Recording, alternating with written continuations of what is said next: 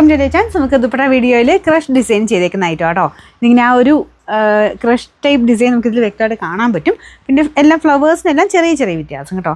ഇതും white shade തന്നെയാണ് എന്ന് വെച്ചാൽ ഭയങ്കര ഓവർ ഉജാല വൈറ്റ് അല്ല കേട്ടോ. നമ്മുടെ മിൽക്കി വൈറ്റിൻ്റെ ഷെയ്ഡ്, അതിൻ്റെ അകത്ത് ഫുൾ എംബ്രോയ്ഡറി ഉണ്ട്.